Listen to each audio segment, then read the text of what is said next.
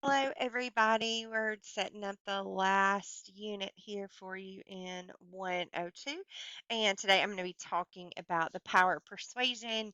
We're getting ready to write that final essay. And this should be a kind of a fun one, I think, for you.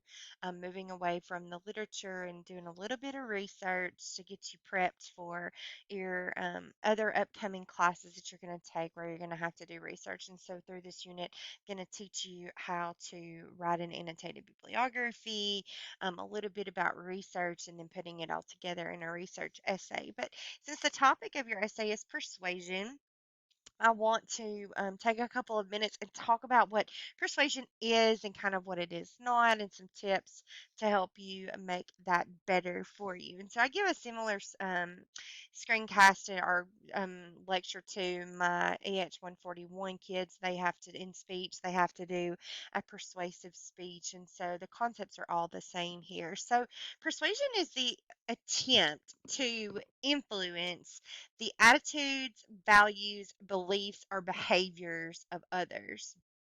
And your goal is well, it's one of maybe three things: to either get the reader to agree with your perspective, to get him or her to adopt a belief, or change their belief or look at something in a new way, or to follow a course of action. And so, depending on what your topic is going to be, what you're going to end up choosing, your goal will be one of those three things. So, persuasion is actually ancient. It can be traced all the way back to ancient Greece, where men used it to debate public issues in their public forums.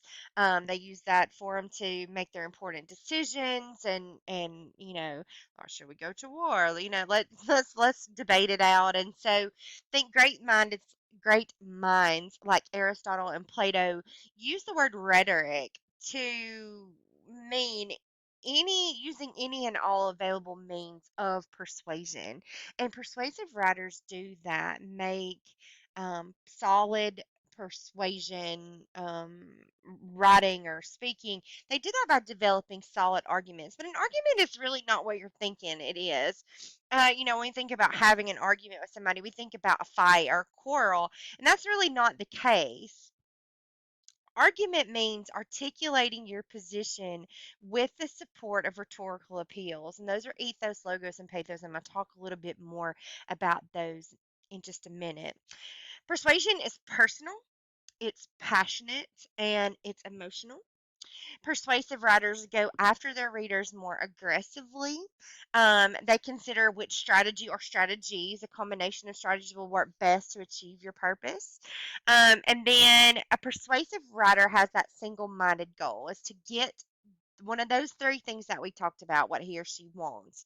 Um, this all persuasion is based on the idea all that your way of thinking or what you believe or what you feel or what you like or whatever it is that you're writing about is the best. Your way is best. So you don't really represent other viewpoints on the subject. That leads into argument, and that's not what we're doing here. You're just going to persuade your audience, your reader, to either adopt a mindset or to follow a course of action or to agree with your position in what you are writing. Okay. All right. So the three types of rhetorical appeals are ethos, logos, and pathos. Ethos is a appeal to competence and credibility. Logos is using evidence and reasoning, and pathos is an appeal to emotions.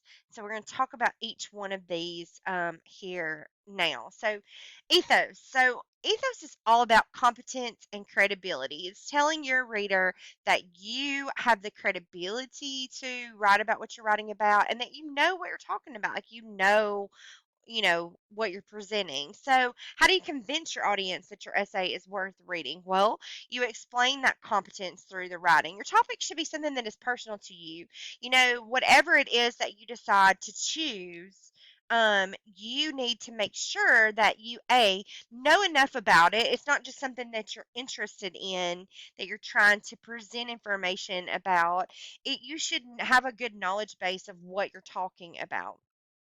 and that will come through in your essay. Like that should be evident in your essay. It's hard to write about things. I mean, hello, we just got done writing two literary analysis essays. It's hard to write about things that aren't personal to you, that you don't have a stake in, that you don't care about, that you don't have an emotional connection to. And so that helps aid in your competence when you choose a topic that you are passionate about, and then you use all of your knowledge base to present that to your readers. Okay? And credibility. That's, it's hard. You're not an expert in anything. I mean, some of you maybe have eaten enough pizzas in your lifetime to say that you are a pizza connoisseur and you know who has the best pizza, and this, whatever. Okay.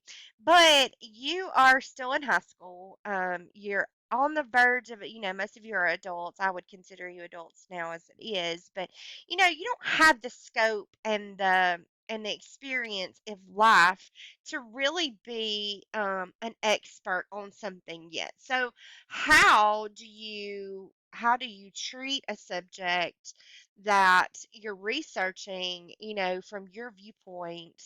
That comes from what you're using for your sources. Okay, so using respected, reliable sources, avoiding Wikipedia, where anybody I can get on and post something on Wikipedia, which means it could be totally farcical if I wanted it to be, and it could be admitted and put into the database. Opinion ed pieces that are common, like in newspapers and magazines, and then blog posts should never be sourced. Like that's somebody's straight up opinion. So you want to try to find respected and reliable sources. And a lot of that, the library, the online resource database, they have already done all that heavy work for you in a lot of your researching. But for some of the topics that you're going to be choosing, you might not be able to find all the information that you need from scholarly articles or something like that. So how do you figure that out? Well, I'm going to give you a little info on that in another screencast. How do you choose I'm sorry. I had a tickle in my throat. How do you choose reliable sources, respected sources? Newspapers, magazines, things like that. They are vetted. They have editors. A lot of times it's opinion, so you kind of have to just watch out. Like, I love this because, but there's still a lot of Bible sources that you can use in those in the online world, and I'm going to show you how to do that in another screencast. Okay, appeals to logos. So logo strategies are built on logic and reasoning, and you do that through the use of facts and statistics and data. So a good rule of thumb when you're using statistics and data is that you're not touching anything that's more than 5 years old.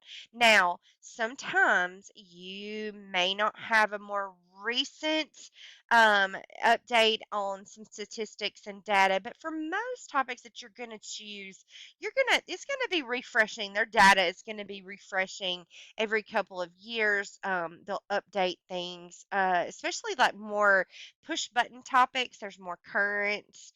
Um, Depending on statistics and data. So that's what you're going to want to be looking for in your appeals to logos, is using good facts, good statistics, and data. Okay, last one is an appeal to pathos.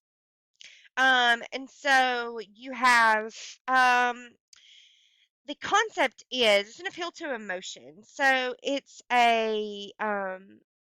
your reader is going to be more likely to engage and involve themselves with your topic when they have an emotional stake in it, when it's relevant to them. And you can invoke both positive and negative emotions depending on your task and purpose. So I'm going to talk about those just for just a second here. You have so much power when you're writing, to kind of sway your readers in different directions. And so emotions are just the buildup of action specific energy, right? And so invoking those emotions will help your reader engage more and involve themselves. And you have to choose, like, depending on your task and purpose, what would work best. So I'm going to talk about positive ones first.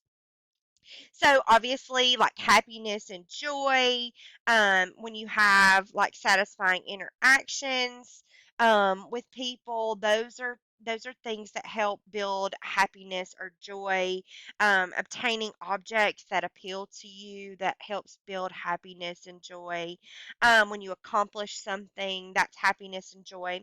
Pride is when you experience satisfaction about something that you care about or someone that you care about, who accomplishes that something, you feel pride, and pride is related to self worth. So I think that's really important, like helping your audience members, your readers, feel good about themselves, helps with pride. So relief, when a threatening situation has been alleviated, we feel like the positive emotion of relief. You can use relief to help motivate your audience by combining it with fear. So this is what could happen. This is what can alleviate that issue for you. Hope is universal, right? So hope is that something desirable is likely to happen, right? So hope empowers. It gives us energy. It helps us, have the chutzpah, I guess, to take action and overcome a situation. And then compassion, when we feel concern for others, that selfless concern for suffering of others, and that concern helps motivate us to take action to help relieve that suffering for somebody else. And so that helps us evoke compassion. Okay. Negative emotions, fear. So, when you have no control over a situation that you're facing, that you're threatening us, they're more likely to listen to, oh, how can we alleviate that fear? If you're talking about something that you're persuaded, like texting, while driving, and that kind of thing, like it help evoking fear will help them become more motivated to alleviate that fear. Guilt, like when we feel guilt when we violate a moral or ethical or religious code that we hold dear. And so when we feel guilty, we want to make it right, right? We want to make right the situation. Shame, obviously, when something that we violate is revealed to someone else, when we feel shame, we're kind of motivated to redeem ourselves in the eyes of that person, or a group of people. Anger is when we face an obstacle that kind of stands in our way, when someone demeans us or someone that we love.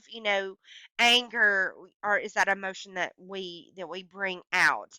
So you got to be careful with anger, because it is a push button emotion. So sometimes if you make an audience too angry, then all their reasoning processes are short circuited, and you feel, have you ever just felt rage, like road rage, or rage at something, like it kind of short circuits your thinking process. So you don't want to evoke too much anger, because that can have a negative impact.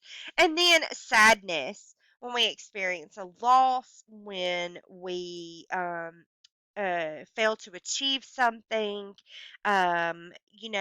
sadness, like, also it's a motivator, right? Because number one, we want to alleviate that feeling, we want to relieve that feeling, but we also want to find answers for what's happening to us, if you're talking about death or anything along those lines. So those are all emotions and appeals to pathos um, that you can incorporate into your writing. Okay, I've got just a couple more things that I'm going to talk about, but I'm running a little short on time, so I'm going to like pause, and then I'll come back in just another screencast to finish up with this on persuasion.